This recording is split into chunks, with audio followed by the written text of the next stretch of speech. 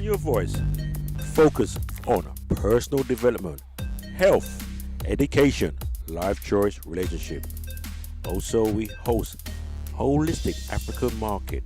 For more information, you can contact Brother Dougie on 0788-240-3871. I repeat, 0788-240-3871.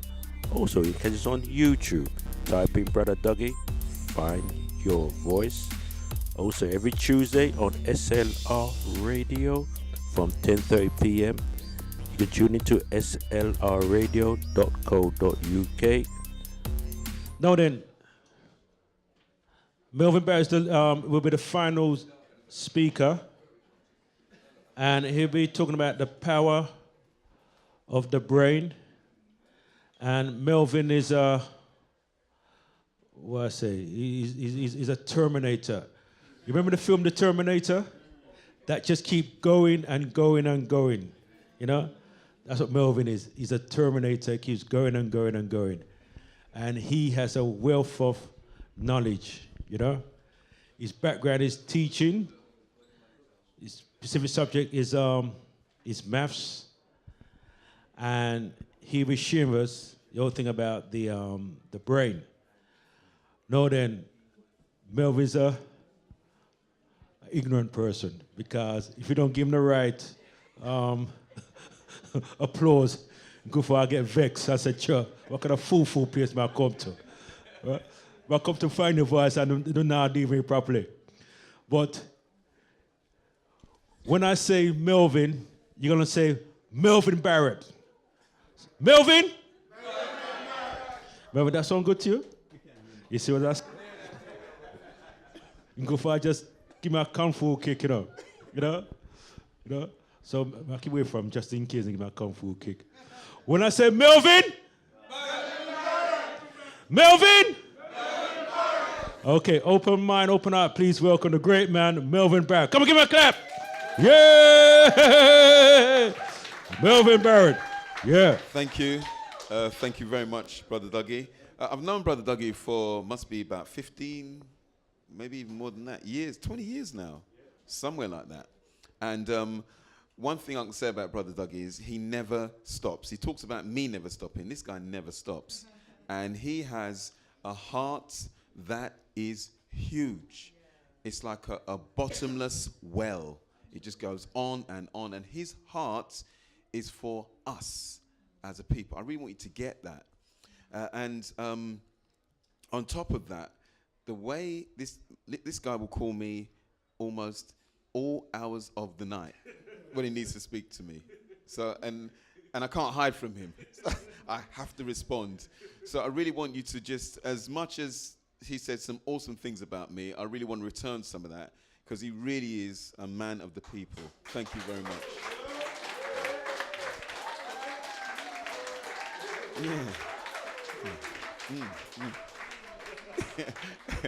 And it's actually quite appropriate that the name of his organization is Find Your Voice.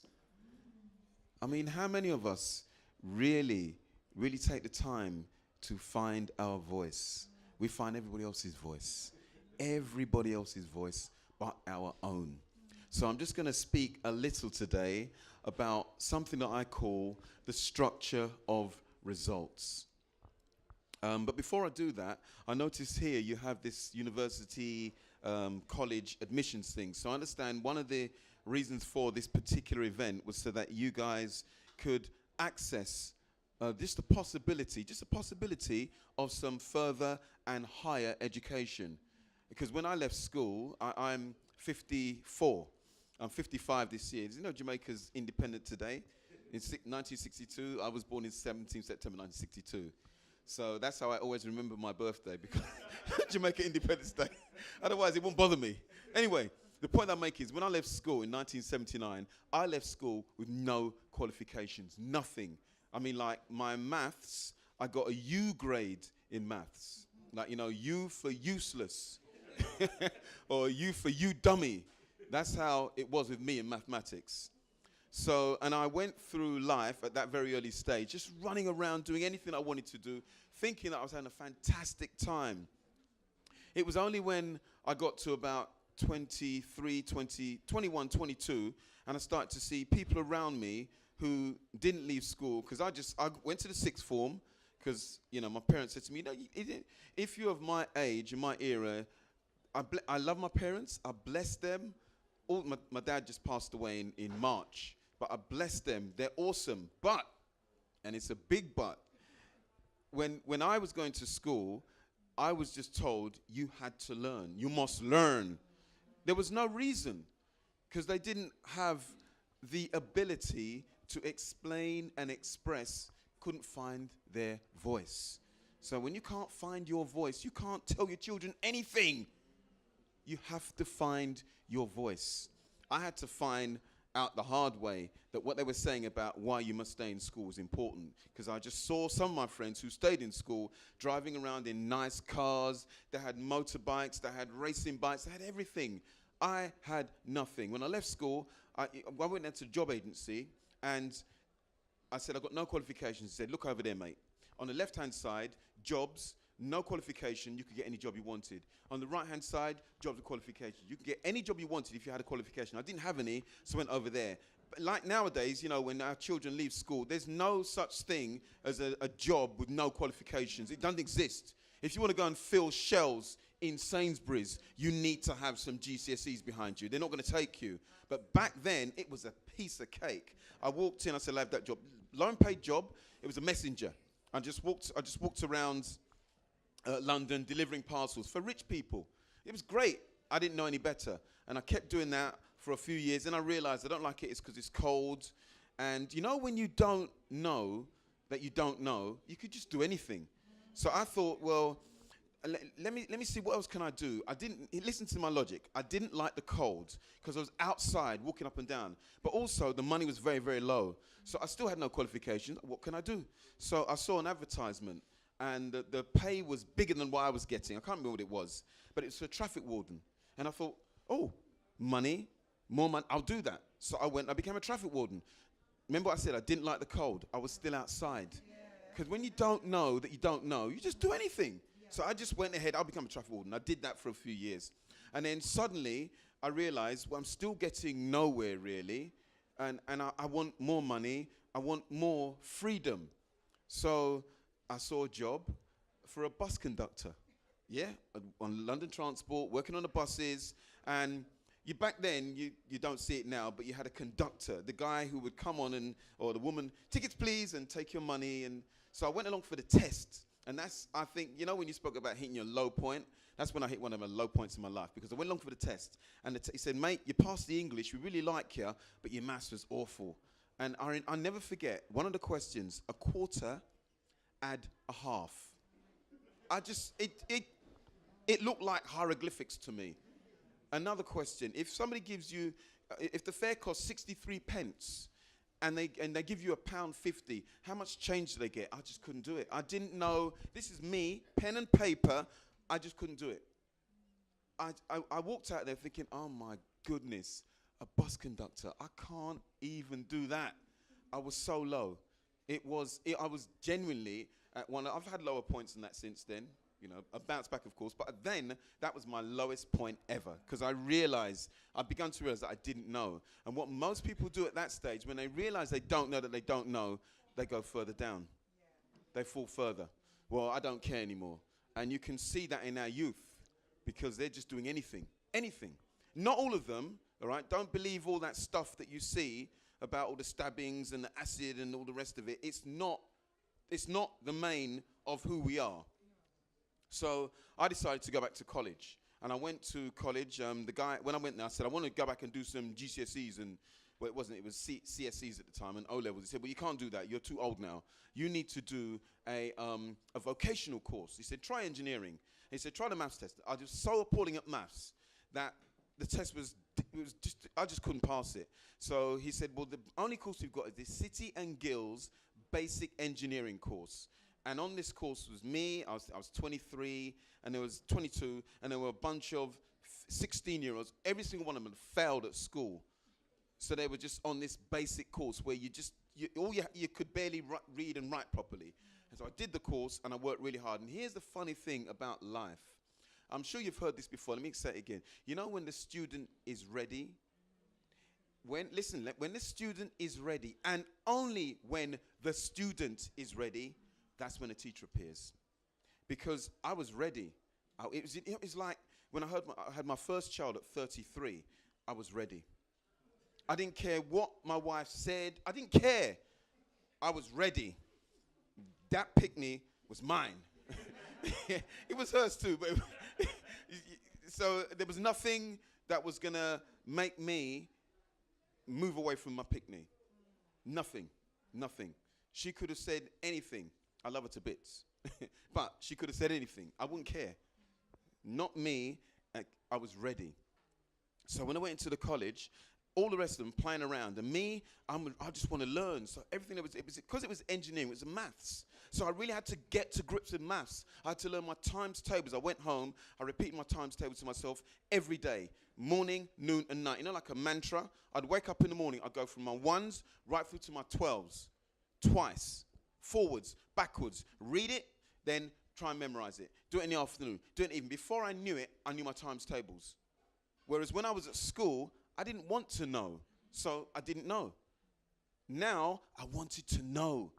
I'm telling you, when the student is ready, and only when the student is ready, that's when the teacher appears. No teacher will appear for you until you are ready. Fact. It doesn't matter how much. You know, there's books on how to lose weight out there. There's books on how to become a millionaire. There's books on how to learn French, Spanish, anything you want. There's books out there. If you're not ready, you're not going to learn it. You're not going to do it. Everything that you want, go YouTube. YouTube it. I learned how to build a fence in my garden using YouTube. I am like, when it comes to, building things and knocking things down, I'm like 2 left feet, 2 left hands. I'll bang my hand with the hammer and the nails, all the rest. I learned how to build a fence. I just went on YouTube, copied what they told me to do, and I built a fence in my back. My wife was like stunned. Me can't even turn a light bulb. Incredible. So anyway, I went through my college. I went to university, and I studied engineering, electronic and electrical engineering. I just loved the maths. That's all I loved. I remember, in fact, when I was at college, the teacher said to me one day, the class was really playing around, really messing around, because they're a bunch of 16-year-olds who had no direction. And in fact, the head of the course said, Mervin, we really want you to stay, because one of the reasons is that you're a steadying, calming influence on the rest of them. Please stay. Because I was flying, and I wanted to get on to the next course, and the next course said, stay with these guys. I didn't really want to, because I felt it was limiting me.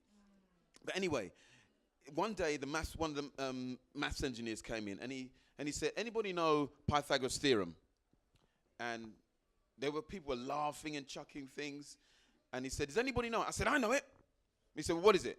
And I stood up, and I recited from, I don't know where it came from. I said, in a right-angle triangle, the square and the hypotenuse is equal to the sum of the square and the other two sides. He was gobsmacked. And then he said to me, what does it mean? And I went, I don't know. I had no idea. I just didn't. When I was at school, they said, memorize it. I just memorized it. I didn't know what it meant. And he said to me, I'll show you what it means. Oh, I was so ready. I was so ready. He drew a right-angled triangle. And then he drew a square on the long side, a square on the short side, another square underneath. He said, when you add these two squares together, it gives you the middle one. I was like, oh. I nearly cried. And it was so easy. Learning is easy when you're ready. When you're ready. I have to keep emphasizing that, because if you are not ready, you ain't going to learn anything. I don't care how powerful I sound to you. I don't get the Ras McCoy. Awesome. You ain't ready. It's not going. It's going in one ear and out the other. Just like that. Brother who spoke earlier on about words. I mean, that was deep. You're not ready, you ain't going to get it. Really, really important.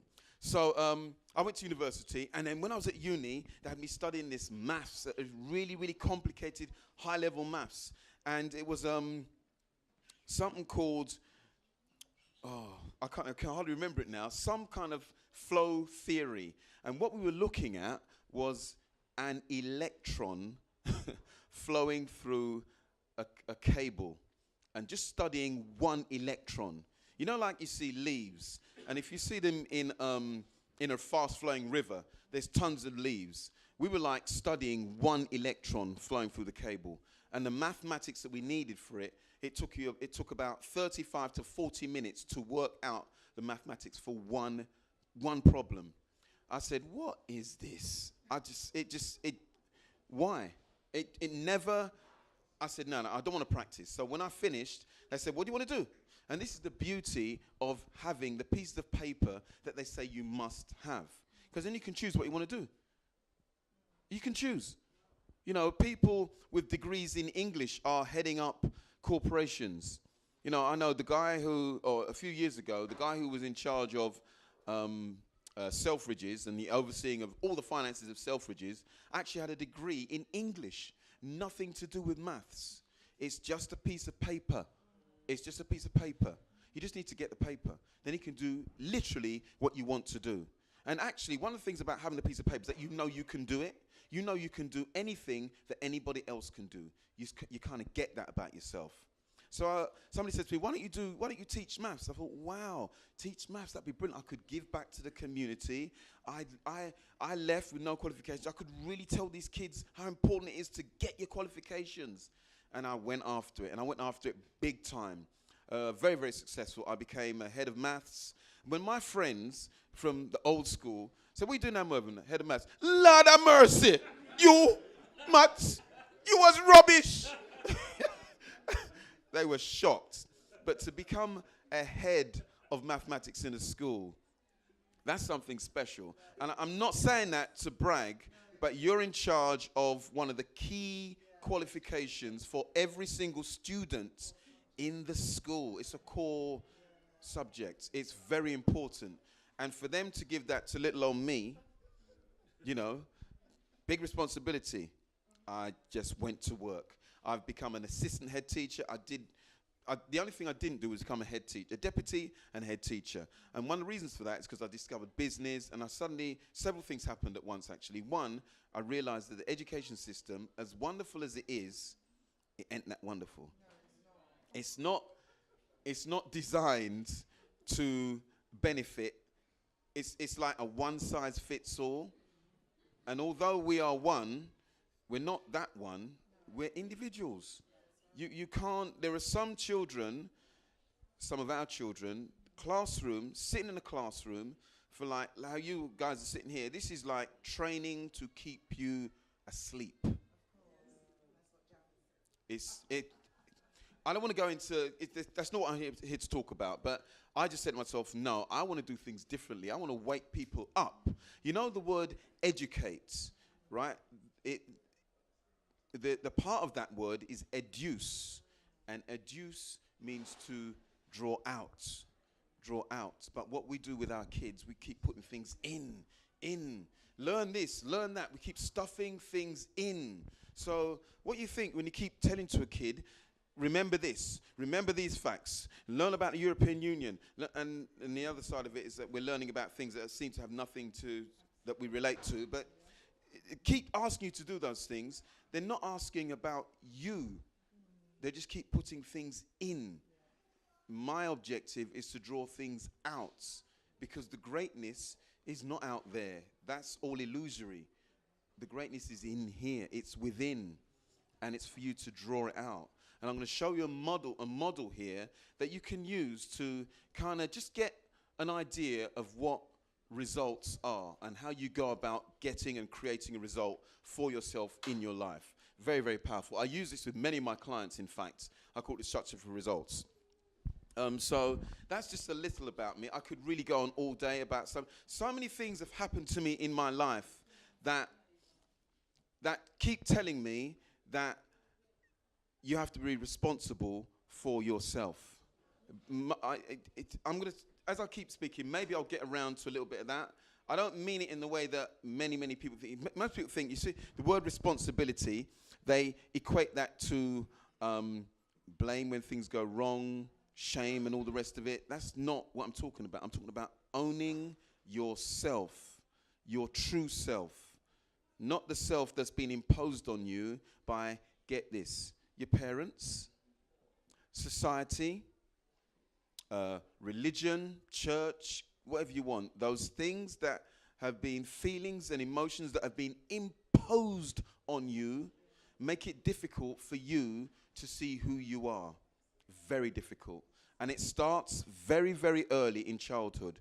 Let me just, I've got so much that I want to share, but I'll just try and stick to, first thing, every single thing in the world, I don't care what it is, you're going to get a result. Most people start there. Why do I keep getting that result all the time? Why does it keep happening like that? That's what they say to themselves. The result comes from, every single result in the world stems from the action. Pardon my chicken scratching handwriting if you can't. That's action. Every single result in the world stems from action. So you do something, you get a result. Most people stop there. They stop right there.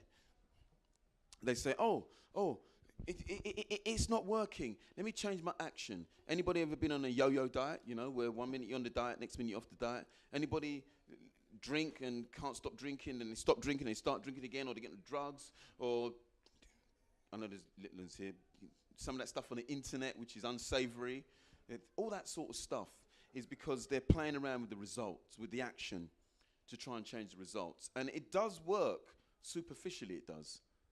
But you need to go deeper if you actually want to impact the results in your life. You need to go deeper. So this is just a structure. Okay, so the next thing, really important, that most people don't recognize, they don't recognize. I know it sounds quite trite, but thinking. We don't recognize, we actually think automatically. We don't even realize we're thinking. And actually, most of our thought processes are taken up with self-talk. So you're just talking to yourself. You wake up in the morning, what do I want for breakfast? Shall I get out of bed? Who's that sitting next to me? All that sort of stuff. We're just doing it all day long. I found something out the other day. Research has shown that we speak somewhere between 300 and 1,000 words a minute to ourselves in our head. 300 to 1,000 words a minute. You know why? Because we speak to ourselves in images. When I say I am hungry, the words I am hungry don't appear in my head. What appears in my head is hunger and what that looks like for me. I mean, for me, hunger, it's typically, it's some chicken. I know, for me, it's some chicken. For you, it might be, whatever it is. But that's one of the things that I see when I say I am hungry. And there's a whole host of other things that happen around here. And when people don't recognize this is your thinking, then you take action based on the way you think, and then you get a result. So what we say is it's because of the food and the additives and no, it's because of the way you think. That's why you took that action. Yeah, but the media this and the media that. Yes, very true, but it's the way you think. Because nobody controls your thinking but who? You. You control your thinking. Nobody can control your thinking. It's yours. You can't control my thinking. That's one of the things. I love my parents. I keep saying it. I love them to bits. One of the things my parents tried to do when I was little, I say tried, they tried to control my thinking. Tried to tell me what to think and why to think. Actually, not how to think. There's a process to thinking that most of us are completely unaware of. So I keep thinking like this and I can't stop thinking these thoughts. Yeah, you can. You just haven't been taught how to think. You've been taught what to think and why to think, but you haven't been taught how to think. When you're taught how to think, you get how you think. You know, when you get how you think, you get you. And when you get you, nobody can get you. There's no advertisement out there that can get you anymore. You begin to choose. So everything revolves around thinking when it comes to taking action and getting a result. You ain't going to get a result that you want if you're not in charge down here. It goes even deeper, though. There's a thinking. There's something else below thinking.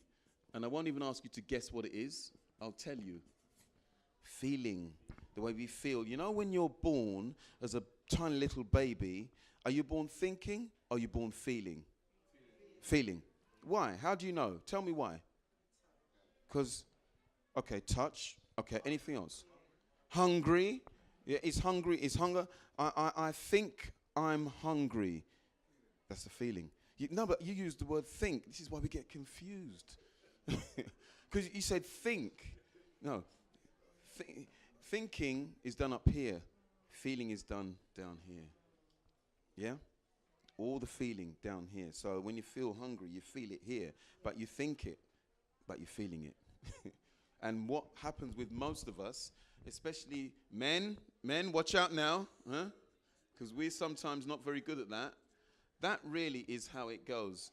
But for a lot of us, we've got, this is how, it's supposed to go from feeling to thinking. But for many of us, we've got this circular thing going on. And actually, it's huge. We think with our feelings. We don't, it sounds strange, doesn't it? We think with our feelings. We don't think with our thoughts. We think with our feelings. So we go straight from feeling to action. That's how you can, check this out, that's how you can stab somebody. You didn't think, you just felt. I feel boss you in your head. You know, yeah. We feel more than we think. And actually, we need to get the process with, because this is what we're talking, you're talking about, Brother Rats, talk about consciousness, about being conscious. When you're conscious, you don't do those things. When you know yourself, you wouldn't want that to happen to you. You wouldn't. You wouldn't want anybody to take your life with a knife or a gun. You wouldn't. You wouldn't want anybody to shout at you. You wouldn't want anybody to be nasty to you when you're conscious. When you're unconscious, you don't care. You just feel. Yeah, you feel. I felt. You know, you don't even know how you felt it. When I say to people, well, what happened? What did you feel? They say, what do you mean, what did I feel? I was angry. Yeah, but where did you feel the anger? What do you mean, where did I feel the anger? He said this, so I said that. I said, no, but where did you feel? What happened to you? What do you mean, what happened to me? And I have to literally guide them. How were you breathing? Oh, well, I wasn't really breathing much. You know, when you stop breathing, you oxygenate. This is really interesting. You oxygenate the emotional part of the brain, and you cut off the forebrain, where we do all the thinking, planning, deciding, memorizing, recalling, all of that stuff, daydreaming, that goes on here. At the back of the brain, you've got emotions. When this part of the brain is charged, it's actually like on a seesaw. It's just incredible. It's like a seesaw. So when the emotions are high, the logical part of your brain and mind is low. So I'm angry. Yeah. And how did you feel? Well, I don't know what you mean. Well, how was your breathing? Well, if you're panting like that, you are oxygenating the back of your brain. And what happens, I'm telling you, we're so incredibly made. You know, the blood vessels at the front of the brain constrict when you go, they get smaller. Get smaller, less oxygen can get to the front of your brain, more oxygen goes to the back of the brain. Before you know it, you're in a blood fight for your life. And it's not a real life and death situation. It's not real fight and flight. You know, like if you heard a lion go, "Roar," you go, instantly. But when somebody says, I don't like you, that's not the same thing. The body's going to respond. The brain responds in exactly the same way. So that's what I mean about getting to know you. So thinking, most people don't get that. Feeling, most people don't even understand their feelings. You know, when I'm angry, also, what's happening in your stomach. You know, it feels. That's another thing, you guys.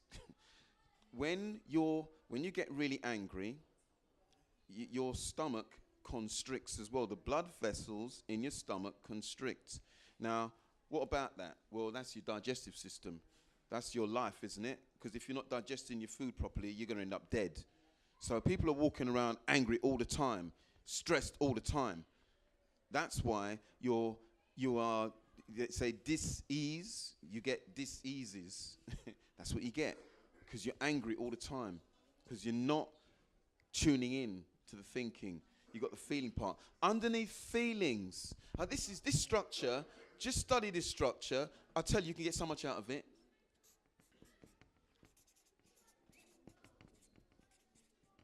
Emotions. Yeah? Well, what's the difference between feelings and emotions, you might ask yourself? Well, emotions are that's energy in motion. Right now, you've got emotions going on. You have emotions going on 24/7. You're just your bodily functions, your way your body moves. If you feel hungry right now, there are some emotional, some energetic signals that are going around your body. Feelings is when you become aware of the emotion.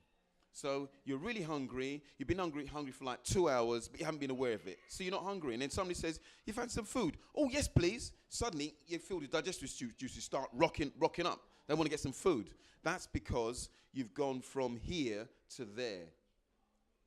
You know, you need to go to the loo. You don't realize it, and suddenly, you get this pang. "Oh, I need to go. I need to go." All of a sudden, that's an emotion. Most of us think of emotions. Typically, we think of them negatively. All our negative emotions. And we don't spend very much time on our positive ones. Let me tell you something else about the brain. Guys, 4 out of 5 thoughts, feelings, perceptions, memories, 5 out of 4 are negative. Let's just say they're survival based. I think that's better because there's no such thing as a negative emotion. Emotions are just signals. That's all they are. They're just signals to tell you something's going on and that you need to do something, change something, or think about something differently. That's what an emotion is. Most people, again, bless them, don't get it. So very, very important. But you think about it, 4 out of 5 of your thoughts on a daily basis are survival based. So you're worrying about things. You know, when you walked into this room, every single one of you, your error detection rang in immediately. Even when you're amongst friends, you're looking around, what about that one's hair, and that one's nails, and that one's nose, and that one's trousers, and that one's suit, and all that just going on all the time, constantly. And you think about it, we're speaking to ourselves at this. By the way, when do you think you're speaking at your highest rates? When do you think that you're speaking like 1,000 words a minute? When? What sort of state would you be in? Somebody have a guess. It's okay if you get it wrong because you learned something. When you're angry. Oh, yeah. When you're emotionally high, 1,000 words a minute. Now, check it out. I'm angry. I'm really angry. I'm angry. So, 1,000 words a minute going on. She's angry. We're having a conversation, but we're stressed. We're both angry. So,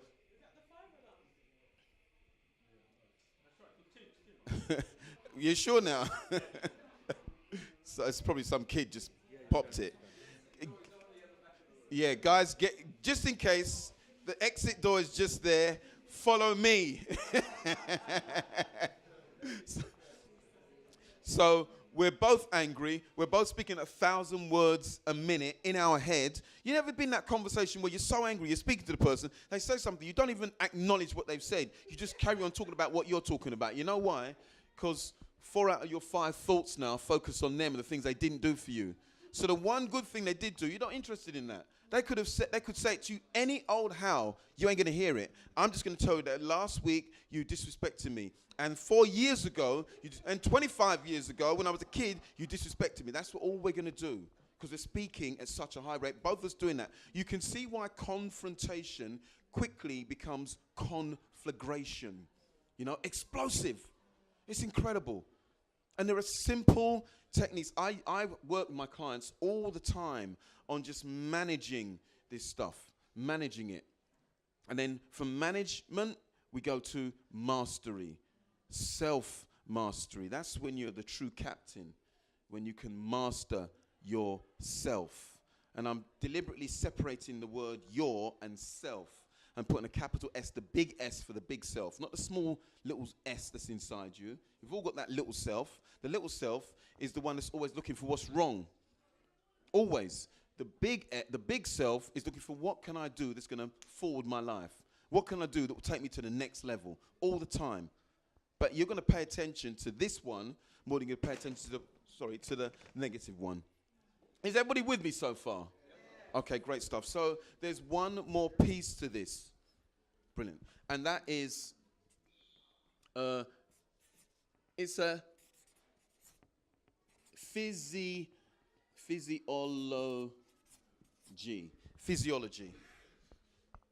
All right, and that is just, again, you just put these arrows in. That is simply, this is at the bottom of everything. This is really where it all happens. Remember I spoke about your emotions are energetic signals flowing around your body. That's what your physiology is. And it just recognizes these things. The more you become aware of your beating hearts, the more you become aware of the breath, just becoming aware of it actually gets you to attune more to the physiological side of you. So then you can start to recognize, anger actually has a pattern. It's a pattern. If you recognize it as a pattern, then you can do two things. First of all, you can stop looking at the content. The content is what the person said or how you felt about what the person said. But the process of anger for you is the same probably every single time. You start getting hot. You start feeling your heart beating. The breathing starts becoming more rapid and more shallow. All of those things are signals that you're getting angry. But we don't pay any attention to that. We pay attention to the content. We keep looking at and the content just images in your head. And it's not real. You've created it. Do you get that? So, to get a result, if you really want to impact your life, start down here. Start down here. Then work your way upwards. Start to recognize. Emotions, very interesting actually. That we learn emotions around about, I think it's about 4 or 5. We begin to learn emotions. And then we get to a certain age in our life, around about 9 or 10, where we start to concretize things. So if you've got a little 7-year-old and there's a cat walking along the road, and you say to the 7-year-old, look at that dog. Think, that's not a dog, that's a cat. He said, well, why is it a cat? And they'll tell you, because they've got a concrete understanding of what that animal is. Well, it's got whiskers, it's got fur like a dog, it's got 4 legs like a dog, but what distinguishes it is that it goes meow, it doesn't go woof. And these are like rules that we learn. And once you learn those rules, they concretize and they stay with you for the rest of your life. In terms of our emotions, most people don't realize that we also develop our emotions at around about the same age. And actually, they don't develop any further because nobody teaches you how to develop your emotions.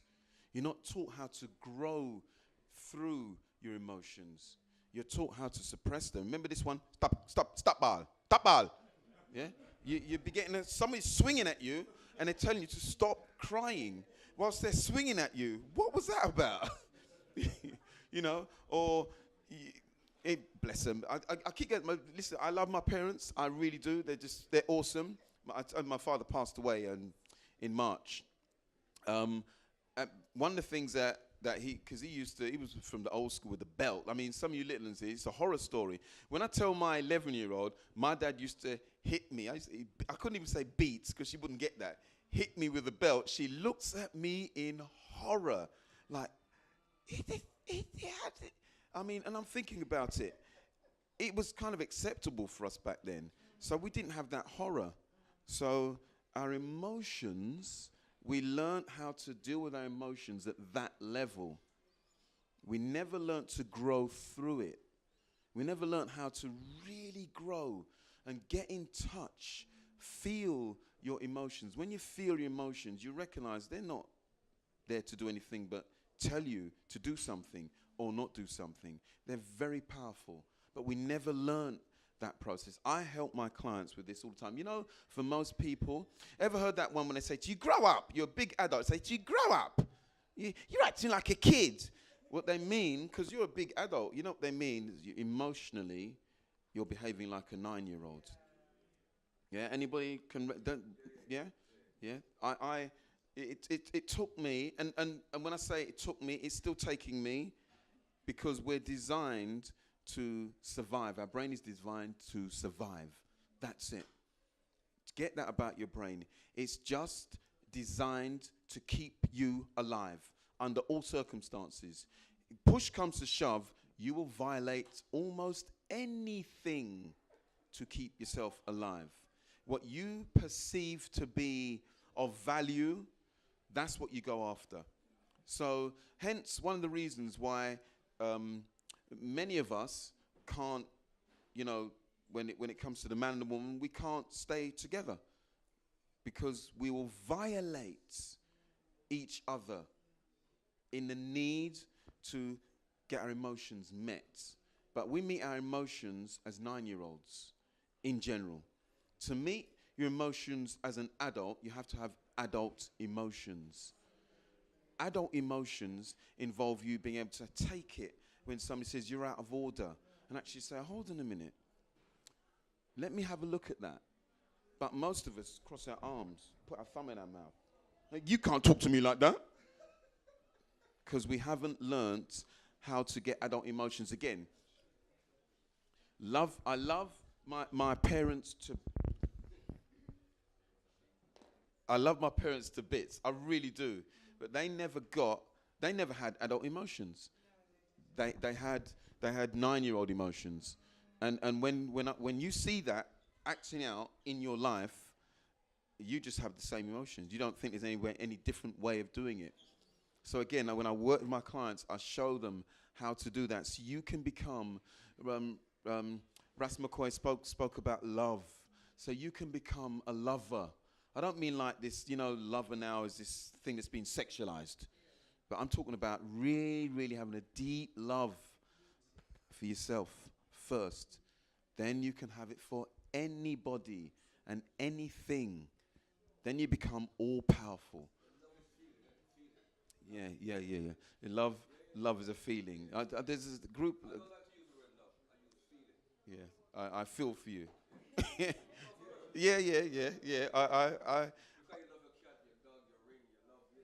I feel that.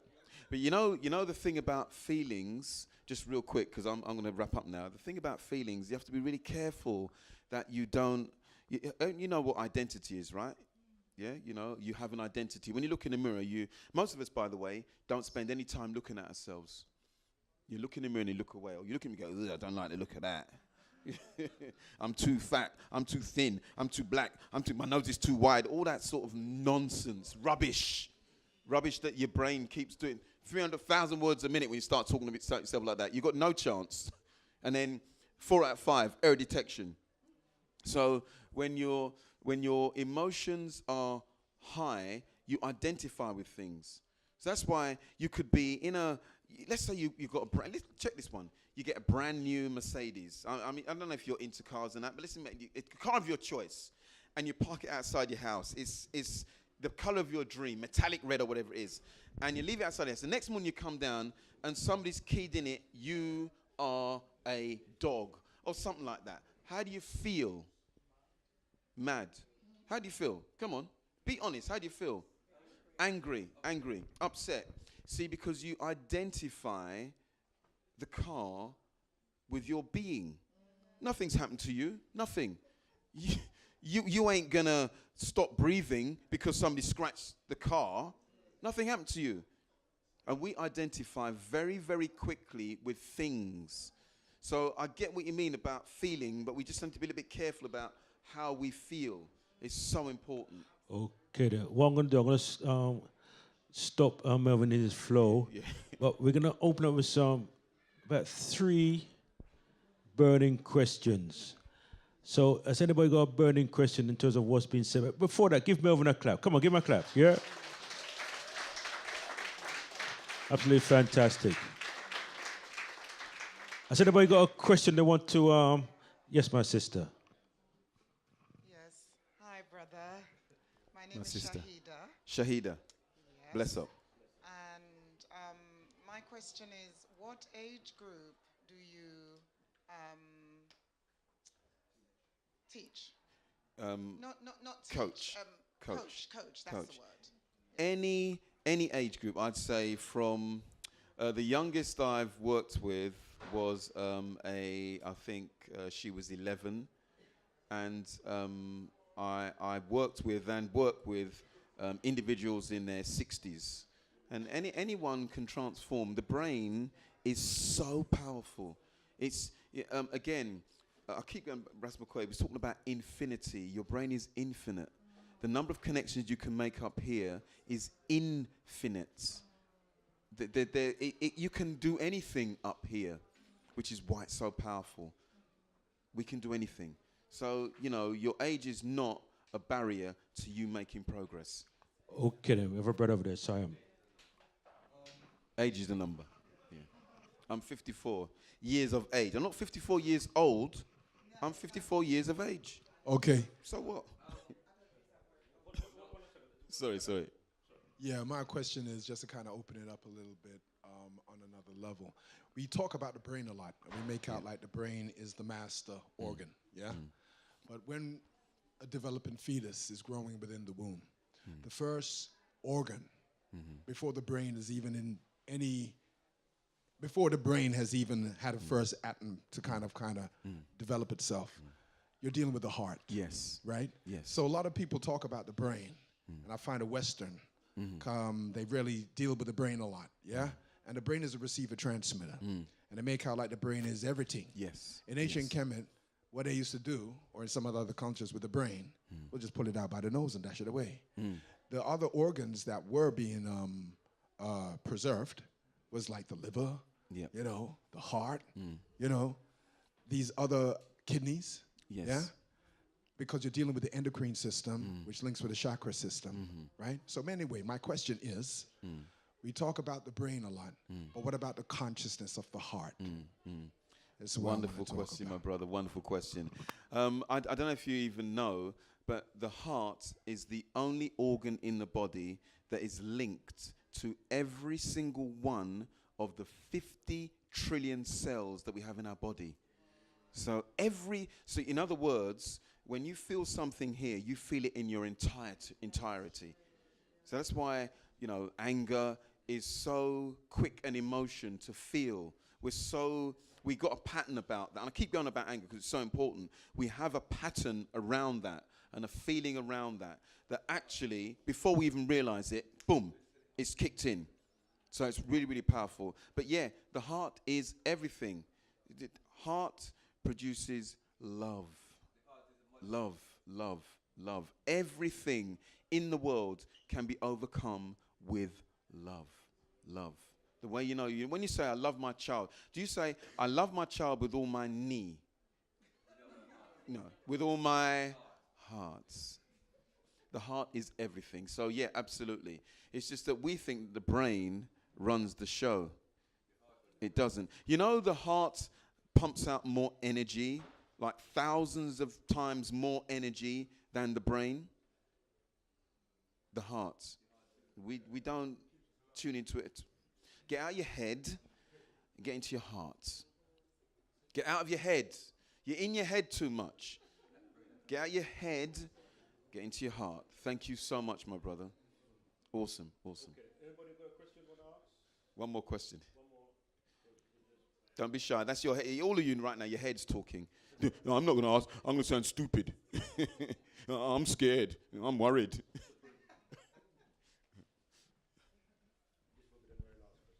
Yep.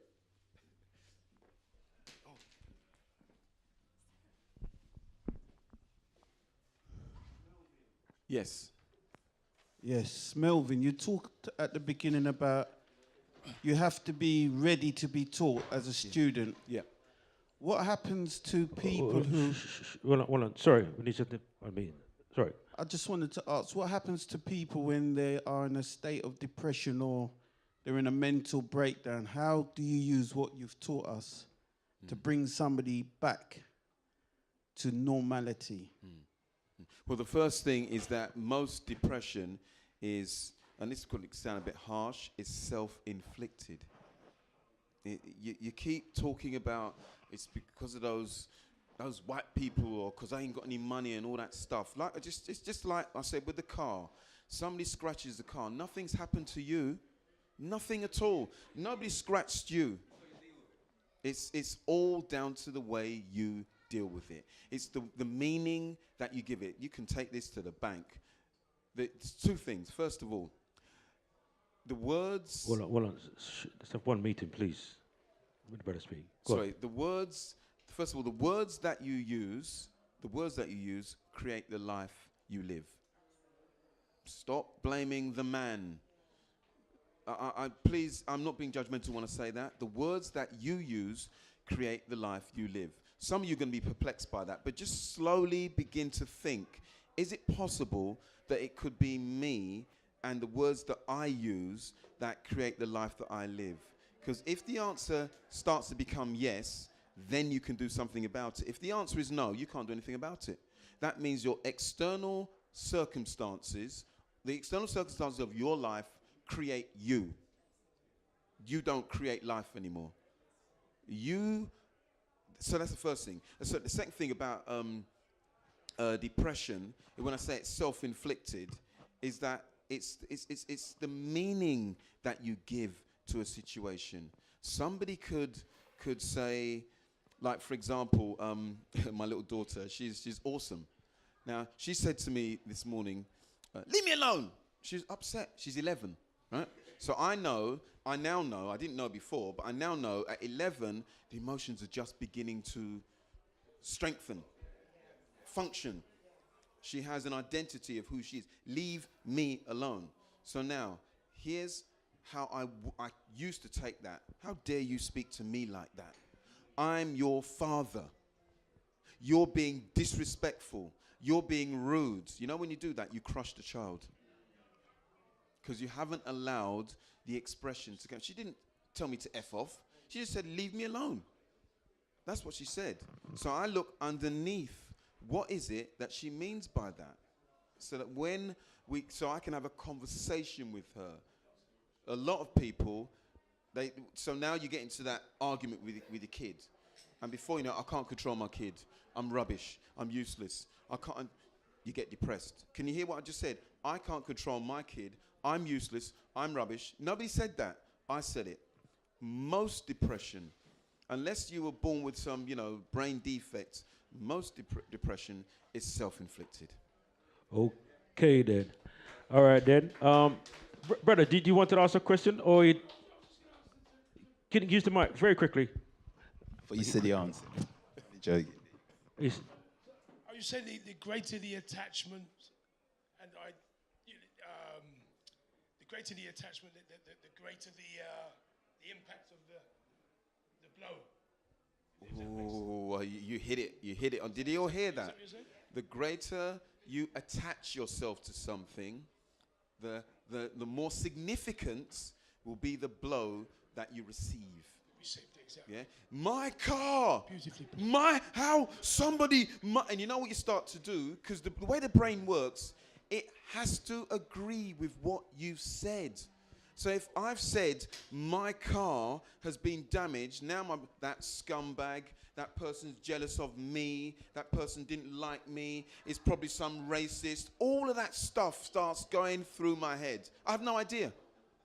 It could have been somebody just drunk, roll past. I've got a big picture. Your head, your brain has to deal and go with what you say. It just does it like that. Okay, then. We need to bring this to a close here because we're literally running way over time. Yes. Can you please big up to Melvin? Right? And, yeah.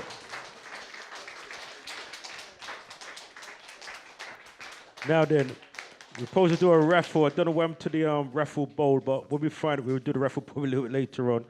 I'm just trying to find a raffle bowl. Huh? Wasn't going to raffle? No. Okay then.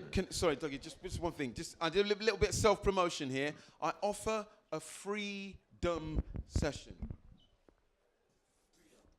So it's a free session, and I guarantee you in that hour, 1 hour, I guarantee you some freedom from whatever it is you're dealing with.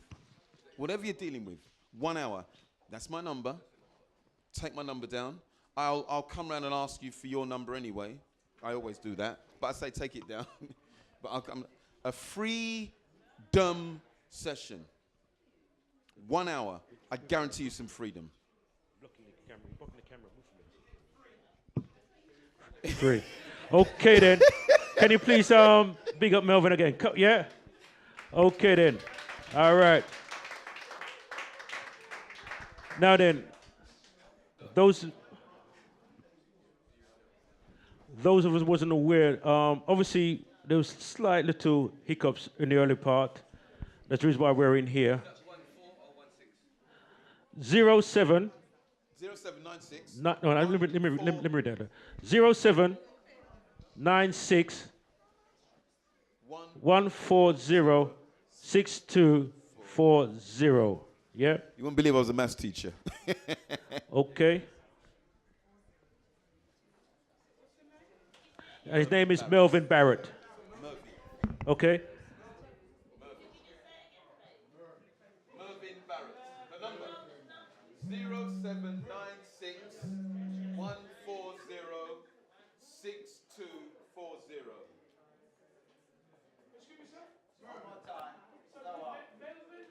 Melvin. It's Melvin. Dougie just calls me Melvin. I'm giving up now. Okay. All right. I love it, so I don't care. Well, brother, we're going to get to another meeting now. We need to bring this to a close now. Please. Okay, then. If we had to do a evaluation, there's three things. Hold on, let's have one meeting, please. Sorry. There's three things. A, was we organized? Yes. And trust me, there's always be room for that. B, was it fun? Yes. It was fun because you learn more in a fun environment. But most of all, right, was it informative? Was it inspired? Was it educational? All right, come on, give Melvin a clap again. Yeah. Also, we need to big up Russ McCoy. Russ McCoy, come to the front, please. Yeah. Jammers, come to the front. And who spoke first? Darren's gone, yeah? Can you please give him a clap again, yeah? Yeah? Okay then. Now then, what we're doing now, hold on, brother. Oh, thank you. Yeah. Yeah. Now then, what we're doing now, we're there for some serious professional production now, right? So what's going to happen now that it's going to be on a DVD. We're going to put it online. Hopefully by next week it'll be online. Yeah. Now, once on DVD, the question is now, are you going to buy a copy? Yeah? Yeah. Okay then. Because we definitely want to start to promote the events we're doing, make some money and promote it, you know? And that's the way forward now. We're very serious about that. So we're going to bring this to a close now, right? Please network for the next 5-10 minutes, yeah? And if there's some men about the place still, if you can help us to just put away some of the stuff, please, you know? And again, you know, it really is a pleasure for those who come out, you know, and it was good. Thoroughly enjoyed it, even though I was a bit stressed earlier on, but I mean, I'm back on top now, you know, I can smile it out now. So again, please give yourself a clap again, yeah? Yeah. Okay then. Thank you. Don't forget, on a Tuesday night, Dougie's on SLR Radio, 97. Go on, Dougie. 97.7. So on SLR Radio. So please lock in. And if you want to phone and ask a question, the number is 07960 239 493. Okay then, we need to bring this to an end. From 10:30 to quite late, yeah?